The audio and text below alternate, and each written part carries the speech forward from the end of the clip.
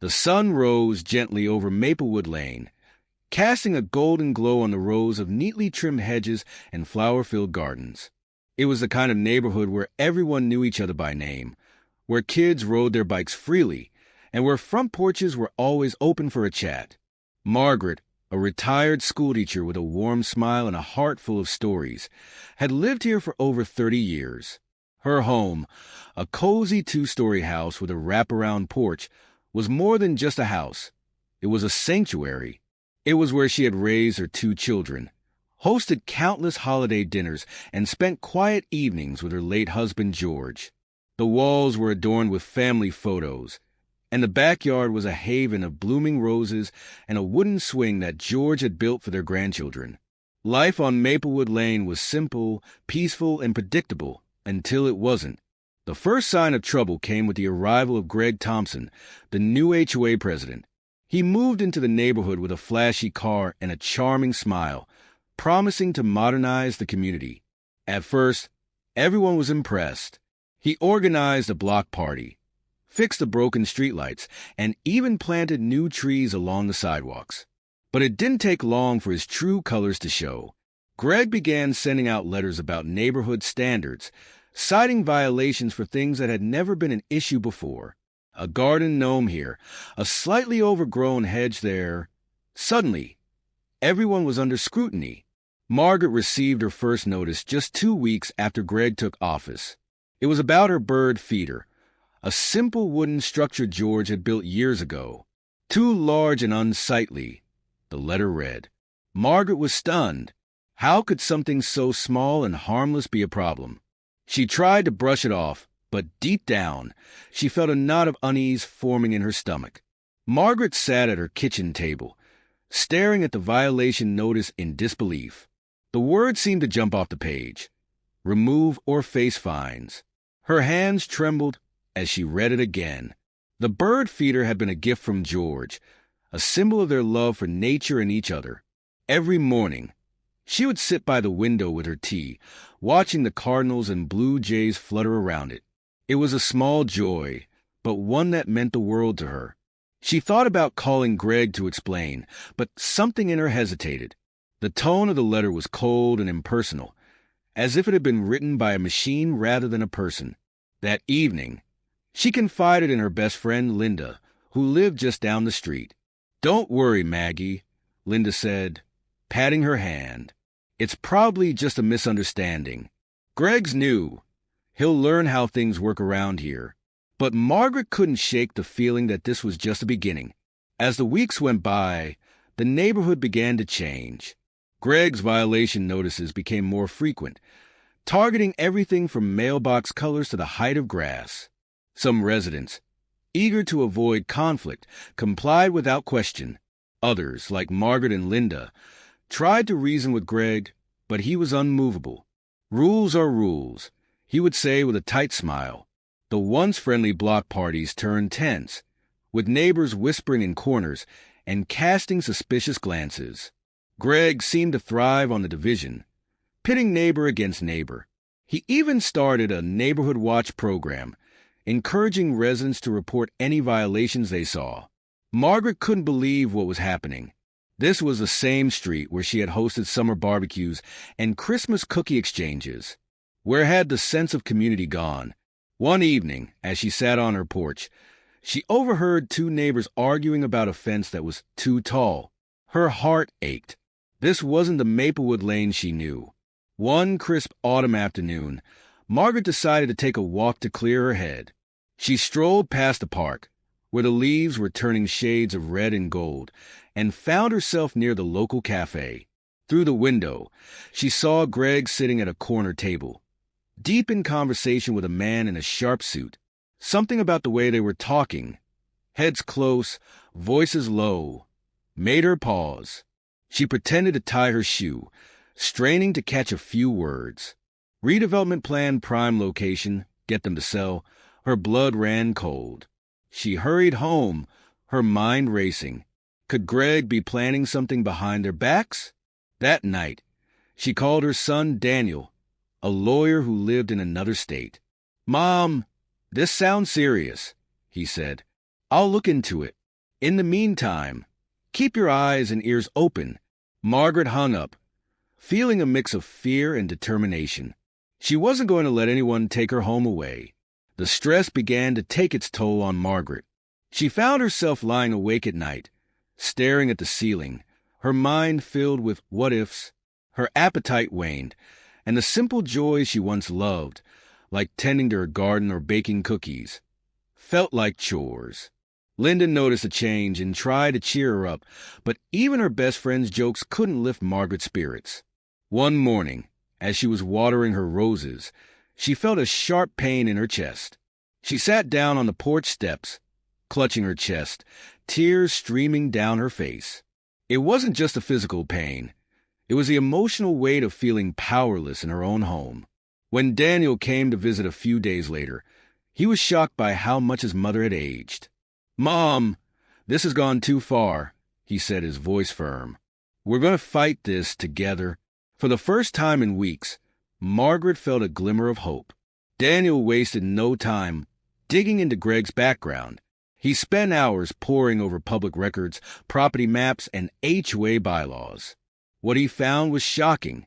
Greg wasn't just a strict HOA president.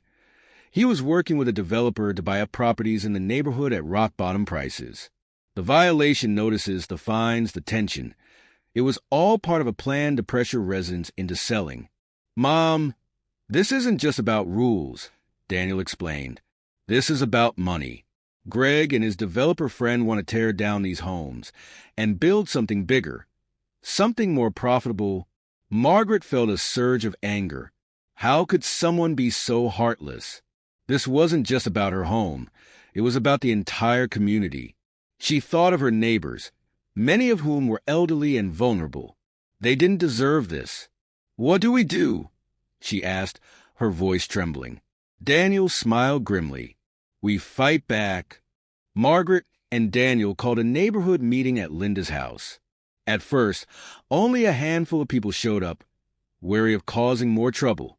But as Daniel laid out the evidence, the violation notices, the secret meetings, the developer's plans, the room began to buzz with anger and determination. "This is our home," Margaret said, her voice steady despite the tears in her eyes. "We can't let anyone take it away from us." One by one, neighbors stood up to share their own stories.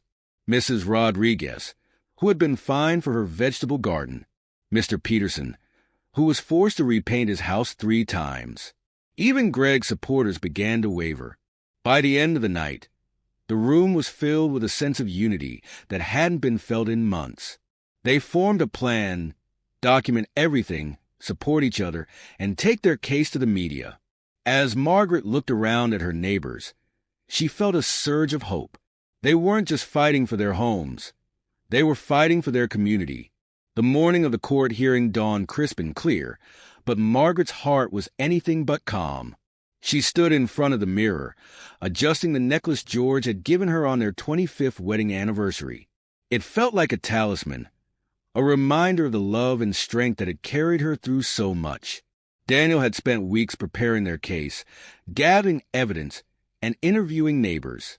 The courtroom was packed, not just with Maplewood Lane residents, but with reporters and curious onlookers. As Margaret took the stand, she felt the weight of everyone's eyes on her. But when she began to speak, her voice was steady. She talked about her home, her community, and the memories that made them priceless. She described the bird feeder George had built, the roses they had planted together, and the grandchildren who had taken their first steps on her porch. By the time she finished, there wasn't a dry eye in the room. Even the judge seemed moved. Daniel's closing argument was a masterstroke, laying out Greg's corruption in stark detail. When the judge finally ruled in their favor, the courtroom erupted in cheers. Margaret felt a wave of relief wash over her, but she knew the fight wasn't over yet. The media coverage of the trial turned Margaret into an unlikely hero. Her testimony, heartfelt and unflinching, struck a chord with people far beyond Maplewood Lane. News outlets dubbed her the woman who stood up to the HOA, and her story went viral. Strangers sent letters of support, and local businesses offered to help rebuild what had been lost. But for Margaret, the most meaningful moment came when Mrs. Rodriguez, her quiet, elderly neighbor, stood up at a community meeting. "I was too scared to speak before," Mrs. Rodriguez said, her voice trembling. "But Margaret showed me that we don't have to be afraid. We can fight for what's right." The room erupted in applause, and Margaret felt tears welling up in her eyes. This wasn't just about her home anymore. It was about giving a voice to those who had been silenced. The sense of unity in the neighborhood grew stronger every day, and Margaret knew they were on the right path. The fallout from the trial was swift and decisive. Greg was stripped of his position as HOA president, and the board was dissolved. The developer, realizing the public relations nightmare, backed out of the project entirely. The HOA's assets were frozen, and an investigation was launched into their practices. Margaret and Daniel worked tirelessly to ensure that no stone was left unturned. They uncovered a web of corruption that extended far beyond Maplewood Lane. Greg had been running similar schemes in other neighborhoods, preying on vulnerable residents to line his own pockets. The media coverage intensified, and soon, state officials got involved. New laws were proposed to protect homeowners from abusive HOAs, and Margaret was invited to testify before the state legislature. It was a surreal experience, standing in front of a room full of politicians, but she spoke from the heart. "No one should have to fight this hard to keep their home," she said. "We need to make sure this never happens again." Her words resonated, and the proposed legislation gained widespread support. With Greg gone and the HOA disbanded, the neighborhood began to heal. A new, resident-led board was formed, with Margaret elected as its first president. The rules were rewritten to prioritize fairness and transparency, and monthly meetings became a forum for open dialogue. The sense of community that had been lost was slowly restored. Neighbors who had been at odds began to reconnect, and the block parties returned, filled with laughter and music. Margaret's home became a symbol of resilience, and she made sure to keep her porch light on every night, a beacon of hope for anyone who needed it. The bird feeder, once a source of conflict, was reinstalled with a small plaque that read, "In memory of George, who taught us to stand tall." It was a new beginning, not just for Margaret, but for everyone on Maplewood Lane. One of the first projects under the new HOA was the creation of a community garden.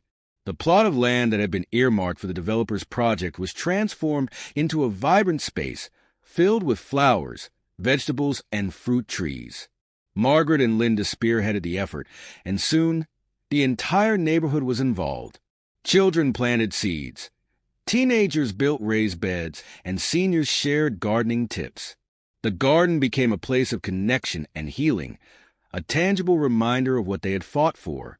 On the day of the grand opening, Margaret stood at the center of the garden, surrounded by her neighbors. "This is what community looks like," she said, her voice filled with emotion. "It's not about rules or fines. It's about coming together to create something beautiful." The applause that followed was deafening, and Margaret felt a deep sense of pride.